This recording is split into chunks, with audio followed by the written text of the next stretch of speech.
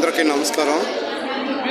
ప్రియమైన సోదరులారా, మిత్రులారా, ఇది విశాఖపట్నం మెడికవర్ హాస్పిటల్. 8 అంతస్తులు కలిగినటువంటి హాస్పిటల్. వివిధ రకాల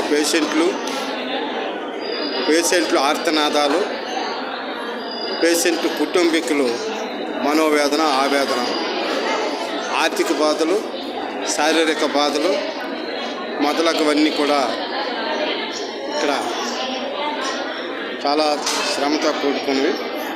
ఈ కష్ట నష్టాల మధ్యన ఇదిగో కుటుంబీకులు అందరూ కూడా చాలామంది ఇక్కడ ఉన్నారు.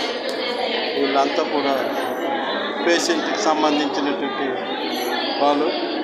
వీళ్ళందరూ కూడా చూస్తూ ఉంటే చాలా బాధాకరంగా ఉంటుంది.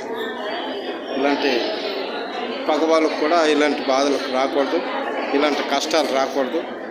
కష్టాలు వచ్చినా మేము ముఖ్యంగా ఈ హాస్పిటల్లోకి రావడానికి గల కారణం ఏంటంటే, మరి మా ఆవిడ చిన్నమ్మి ఆమెకి తలకు కొంచెం ఆపరేషన్ పడింది.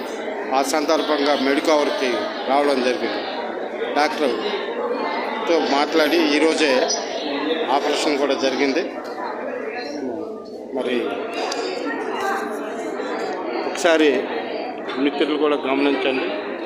ఇప్పుడున్నటువంటి పరిస్థితుల్లో అంటే మీకు అందరికీ చూపించాలి, చెప్పాలని, ఎన్ని బాధలు ఉన్నా, ఎన్ని ఆవేదనలు ఉన్నప్పటికీ కూడా ఈ వీడియో మీకు అందరికీ తెలియపరచాలని, చూపించాలని చెప్పేసుకొని నేను ఈ వీడియో చేయడం జరుగుతుంది. ఇప్పుడు చూస్తే అందరూ కూడా ఉన్నారు. చాలామంది చాలా చూసారా అలాంటి ఆర్తనాదాలు.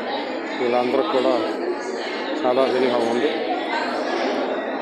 డాక్టర్ దలాయ్ అన్నటువంటి డాక్టర్ గారు మాకు ఆపరేషన్ జరిపించారు. ఈ ఆపరేషన్లో ఈ యొక్క బాధలు చూస్తూ ఉంటే చాలా వర్ణించలేనివి. మిత్రులారా, ఎవరు కూడా ఇలాంటి బాధలు రాకూడదని హాస్పిటల్కి మనుషులు అనేవాళ్ళు జాగ్రత్త వహించి అంతంత మాత్రమే తక్కువగా వచ్చేటట్టు ఉండాలని చెప్పేసి నా ఆకాంక్ష. ఆరోగ్యపరమైనటువంటి జాగ్రత్తలు ఎన్ని తీసుకున్నా కొన్ని శారీరక బాధలు, నష్టాలు, ఇబ్బందులు రాక తప్పవు. అయితే మనం అందరం కూడా ఆరోగ్య పట్ల చాలా జాగ్రత్త వహించాలి.